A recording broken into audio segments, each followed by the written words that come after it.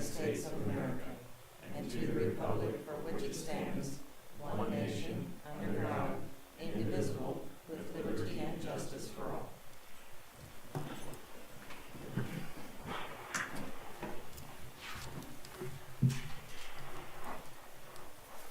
Good morning, everyone. Morning. Morning. Welcome to the April 27th, 2020 Board of County Commissioners meeting. And on my left is Commissioner Aaron Mays, who represents District 3. And on my right is Commissioner Kevin Cook, who represents District 2. And I'm Bill Rippon, I represent District 1. I really am here, just right behind Eric. You'll notice a little different setup today just for social distancing. We've expanded our table here. So anyway, what's first on our agenda? First item is item 3, consent agenda. I would move that we approve the consent agenda. Second. Motion's been made by Commissioner Rippon, seconded by Commissioner Mays. All in favor say aye. Those opposed, motion carries 3-0. Next item. Item 4, new business, A County Clerk number 1, consider all voucher payments. Commissioners, this morning we have vouchers that total $810,540.88. The highlights out of the voucher report: under bridge project, there was Bettis Asphalt and Construction, $252,716.76. That is for the Southeast 29th Street from the I-470 to Kuroko Road, the first half of that construction project. Additionally, under solid waste was $204,904.99. Holding accounts for the state of Kansas, $127,354.65. And finally, health insurance premiums of $61,545.27. Those make up the majority of the vouchers. I do not have any questions. I would move for approval. Second. Motion's been made by Commissioner Cook, seconded by Commissioner Rippon. All in favor say aye. Those opposed, motion carries 3-0. Next item. Item A2, consider correction orders. I would move that we approve the correction orders. Second. Motion's been made by Commissioner Rippon, seconded by Commissioner Cook. All in favor say aye. Those opposed, motion carries 3-0. Next item. Item B, Public Works number 1, consider resolution number 2020-27, authorizing the execution of a Kansas Department of Health and Environment loan agreement for Sherwood Regional Wastewater Treatment System improvements. Good morning, Commissioners. Kurt Niehaus, Director of Public Works. It's good to see you face to face again. This resolution permits the county to enter into an agreement with KDHE. It's a loan agreement that allows us, it provides money for the county to do the improvements that we've talked about over the last 6 or 7 months in the Sherwood Regional Wastewater Treatment System. From what I understand, the resolution requires publishing in the county newspaper, and a transcript of this meeting should be included when it is submitted back to KDHE. I'm sure Mr. Crowell has here, he probably has some additional things to talk about. And with that, I'll take your questions, and if you want to ask Mr. Crowell some questions, that would be great too. Again, this is just the resolution that allows the county to enter into the agreement, the loan agreement with KDHE. Mr. Chairman. Yes. Question for Mr. Crowell. Under Section 2 of the resolution, it talks about the establishment of a dedicated source of revenue for repayment of the loan, and it talks specific such rate, fees, and charges for the use and service as acquired by the municipality, and talking about that it can be taxable on the personal real property within the municipality. For the purpose of that municipality, are we talking about just Sherwood? Are we talking about all of Shawnee County? We are talking about just the properties that are located within this Sherwood Improvement District that are served by the Sherwood Regional Wastewater Facility. And the board out at Sherwood, do they have to also approve this loan, or are they a party to this loan in any way? No, they are not. The board for that sewer district is the Board of County Commissioners. Okay. So we manage and operate, but everything is paid through user fees that are assessed on the properties within the district. When we impose this loan, at some point, are we going to need to go back, and this might be a question for you or for Kurt, and reevaluate the current water rates and adjust those water rates so that we already have a sufficient revenue to pay those loans? It wouldn't be water rates, it'd be Or the rates. sewer rates. Yes, and we've already, part of what you see here is the final steps in a long process that KDHE requires. As you will recall, we've had a public hearing here, we've had a public hearing out in Sherwood to discuss this, and discuss the plan. It's been discussed at a Sherwood Improvement District meeting, just to set out the plan and discuss rates. And the idea is, by taking the loan now and timing the repayment, and the repayment schedule has been specifically negotiated, if nothing fails before we expect it to, we shouldn't have to increase rates to pay off this loan, because there is previous debt that will expire before the repayment of this loan will go into effect. And then my final question, are we anticipating that this would be part of the sewer rate and not a special assessment on their real estate taxes? At this time, it can be paid for with existing rates and without an additional assessment. That's, again, at this time, assuming nothing fails in the interim that we're not expecting to fail. This is to repair items that need to be repaired so that we can repair them before they fail. Because as we all know, it's a lot more expensive to repair something that's failed rather than to fix it ahead of time. And I'll defer all of that to Kurt. And then my final question is, what notice do we have that goes out to the landowners in Sherwood of any possible rate increases or impact to their sewer rates? I'm not sure how we handle that. Yeah, normally in the past, we've had public meetings in the district, in the area before those rate increases occurs. I think the last time we had rate increases, Tom Block was the Public Works Director, and I believe he did attend 2 or 3 meetings in the area to discuss that. I don't know, do you, Kurt, maybe do you think there's any benefit in maybe sending out a newsletter or some sort of correspondence to the landowners or the sewer rate users to say, we're taking out this loan, we're not impacting, or we're not anticipating a rate increase at this point, but there may be one at some point in the future. So trying to cut down on the amount of people who say, I was never told, I never had any notice. We can sure do that. That's fine. In fact, that's a good idea. I just want to reiterate what Jim said. The loan will not in itself require a rate increase. Now, there may be other extenuating circumstances that I can't anticipate that may require a rate increase at some point down the road, but this loan agreement does not require a rate increase.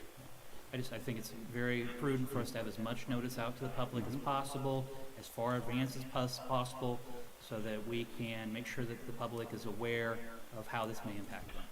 Thank you. Does the city have any involvement in rates with this, where they manage? Absolutely none. They day-to-day manage the system from a maintenance standpoint. They have absolutely no involvement in rates, how the system is funded, et cetera, et cetera. I would move that we approve the resolution. Second. Motion's been made by Commissioner Rippon, seconded by Commissioner Cook. All in favor say aye. Those opposed, motion carries 3-0. Next item. Item B2, consider authorization and execution of contract C-165-2020, a loan agreement with the Kansas Department of Health and Environment. Kurt Niehaus, Director of Public Works. After approximately 7.5 months, I think we've come to the end of the process here on this KDHE loan. What the loan does is allows us to receive money to fund improvements to the Sherwood Regional Wastewater Treatment Center system. And those projects have already been identified. We've talked about them many times. We've had public hearings on the teacup because it's a design bill. We've had public hearings, Jim talked about it, out at Lake Sherwood, about the overall projects that are involved in this loan agreement. I'll just briefly go over it as a reminder. It involves the design build teacup replacement. It involves the collection system, either rehab or replacement from Nottingham Road to the treatment plant. It involves the replacement of 4 easy pump stations, 2 difficult pump stations, and then it allows us to do an assessment of the Sherwood treatment plant and to make any improvements as necessary. 20-year loan, 1.5% gross interest rate. I'm not sure what the gross means. $7 million is the total. We will probably never have a balance at that point because we're only going to pool funds as our construction and design costs warrant. The repayments will start in February 2022, but they will be minimum payments of $105,200 a year. Once an existing bond payment expires, then our loan repayments will go up to approximately $445,000 a year. Again, I'm going to talk about, we're going to only draw the funds as we need them. So when the repayment may not match the repayment schedule shown on page 23 of the loan agreement. And I want to make it very clear that these loan repayments will be paid for out of the Sherwood fund account, which is 100% user fee funded. Both the county councilor and the audit finance director have reviewed this agreement, and they are in agreement with it. And with your questions, I look forward to them. I move to approve. Second. Motion's been made by Commissioner May, seconded by Commissioner Cook. All in favor say aye. Those opposed, motion carries 3-0. Thank you. Thank you, Sheriff. Next item. Item C, Information Technology. Number 1, consider approval of request to realign positions within the department. Good morning, Commissioners. Pat O'Blander with the Information Technology Department. It has been 6 years since the IT department was last realigned or reorganized, where we looked at our position descriptions and made sure that everybody was performing the jobs that those descriptions described. Since that time, a lot has changed in IT, in the workflows that we do, in the types of work that we do, and the functions that each individual person in our department is actually accomplishing. In addition to that, we've had 3 retirements within the last few months, and 1 person transferred out of the IT department, leaving some vacancies. So with all of these things coming together, I felt like it was a good time to go through another realignment for the IT position. As a result of all of those items, I would like to change our personal computer technician positions to Information Technology Specialists 1, 2, and 3. And then we also have a range of System Administrator positions 1, 2, and 3. These are position descriptions that I discussed extensively with Angela Lewis and Mike Augustine in the HR department, and we've gone back and forth on those and come to the conclusion that we've got it set up so the positions now much more accurately describe what IT workers are doing and the responsibilities of those positions.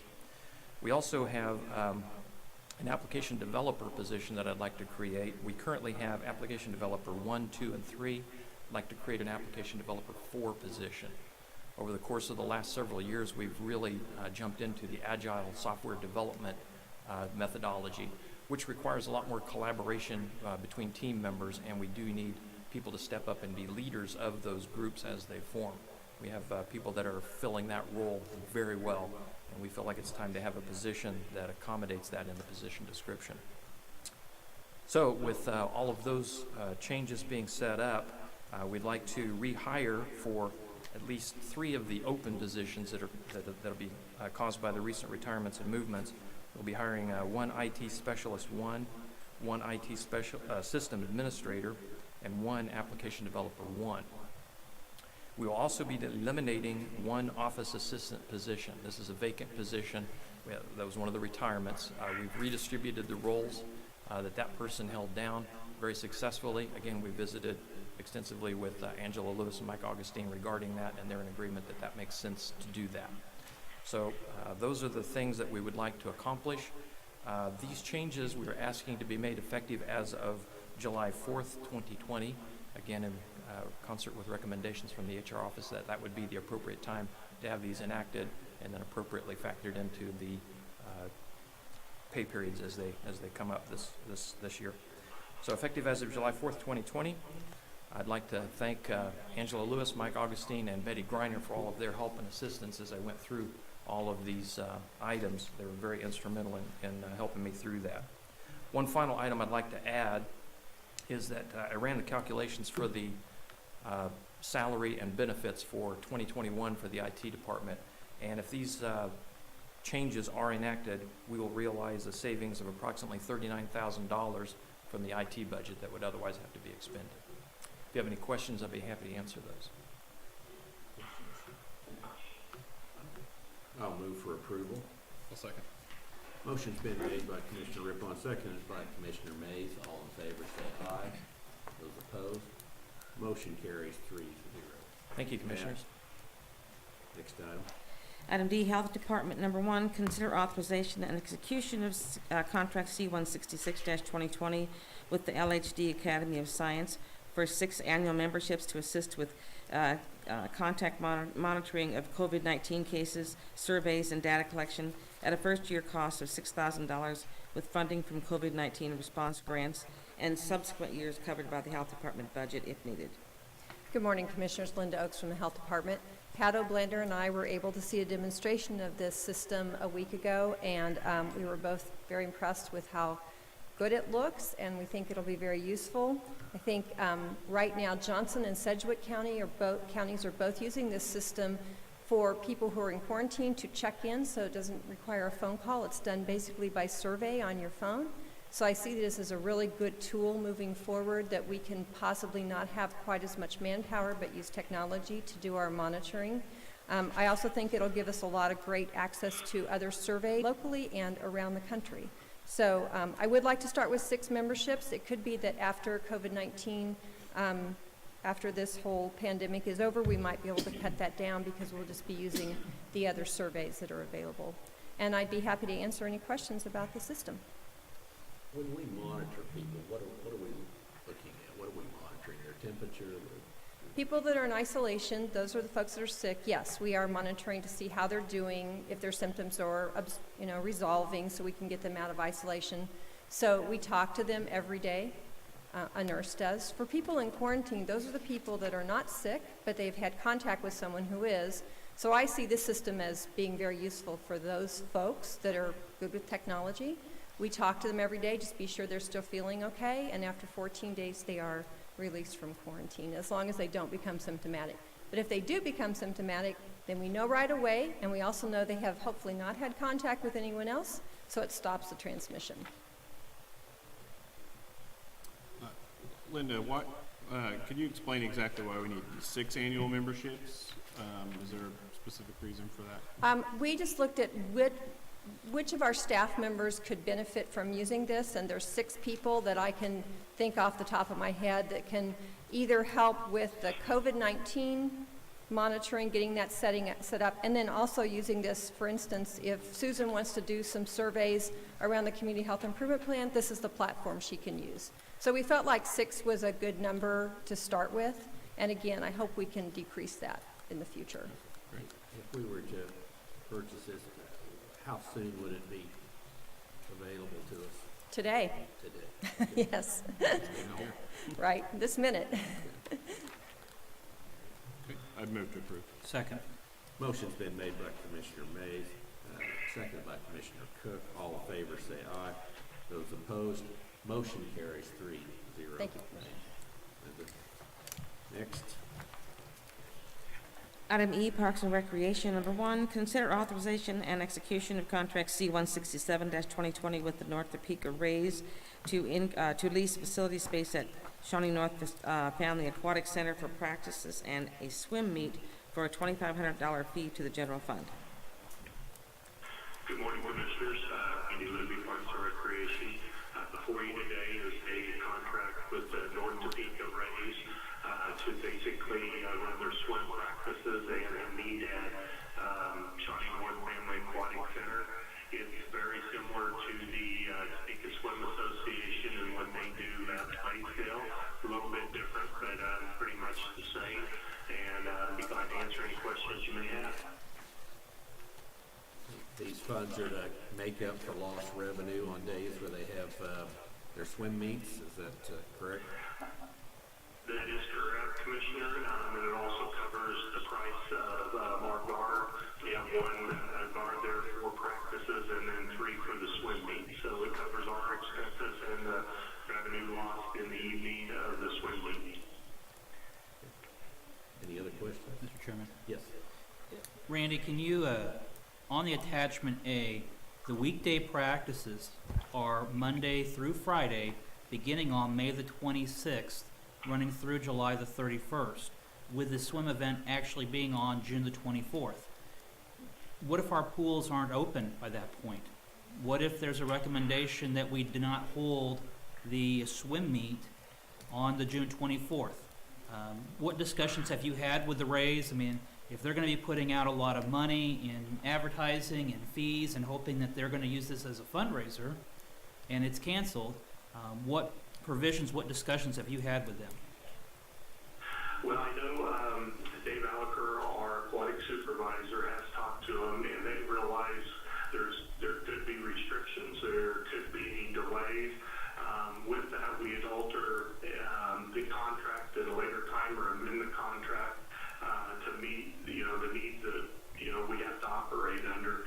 At this time, we're just trying to get as much of this out of the way and still plan on opening Memorial Weekend as planned. And hopefully, we'll know a little bit more next week after Governor Kelly makes her announcement on May 3rd. And I think that's kind of what I'm getting to, is at this point, there are some things that are outside of our control, and I know that we're working on a reopening plan, but at the same time, guaranteeing that May 26th the pool would be available. I don't know about that. Yeah, I know they've had conversations and they know that it may not be. And I believe anyway, according to Dave, that they realize they have to amend the contract if it starts a week late, 2 weeks late, and come back to you and amend the contract. We're just going by our original schedule for right now. Any other questions? None from me. I'll move to approve. Second. Motion's been made by Commissioner May, seconded by Commissioner Cook. All in favor say aye. Those opposed? Motion carries 3-0. Thank you, Randy. Thank you, Commissioners. Next item. Item 5, Administrative Communications. Okay, at this time, if any department heads or someone from the public would like to speak, you have the floor. All at once. Hey, good morning, Commissioner. Bill Sutton, Director of Solid Waste. Over the weekend, we have had several emails and inquiries about the solid waste recycling program with the removal of those containers out there at the North Dillons. I'd like to answer those questions in a public manner. Yes, our recycling program is still healthy and strong, and everything that is processed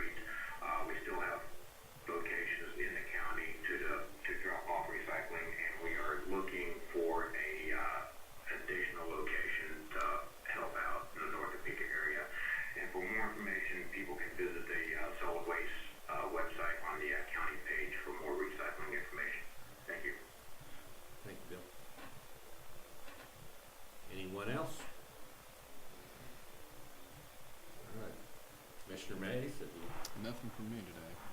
Commissioner Cook? I don't know that I have anything else. I've been home. Not much to report. Next item. Item 6, executive session. We do have a need for an executive session. I'd like to make a motion to go into executive session for a period not to exceed 1 hour to discuss 3 items. First is the preliminary discussion of the acquisition of real property, specifically to discuss the possible acquisition of property for Parks and Recreation Department. This is not to exceed 10 minutes. Second, to discuss personnel matters of non-elected personnel related to an open position in the commission office. Once again, this is not to exceed 10 minutes. And for the consultation with an attorney for the public body or agency which would be deemed privileged in the attorney-client relationship related to current and future anticipated public health orders, not to exceed 40 minutes. No action is expected at this time. Second. Second. Motion's been made by Commissioner Rippon, seconded by Commissioner Cook. All in favor say aye. Those opposed, motion carries 3-0. We are in executive session. And where are we meeting? Downstairs. Downstairs? We're meeting in the sub-basement in the Situation Room. Very good. All right.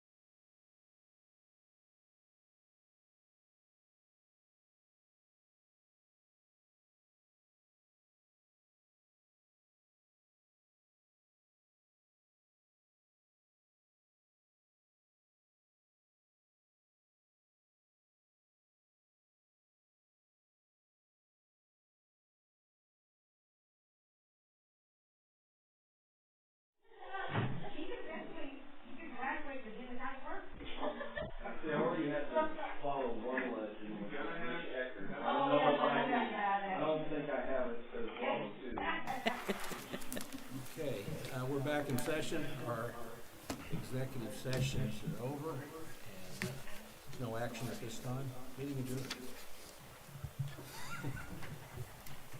After you sign. Okay, yeah, there's several resolutions, and then that pack you're signing there, there's place for all of you, all three of you to sign, and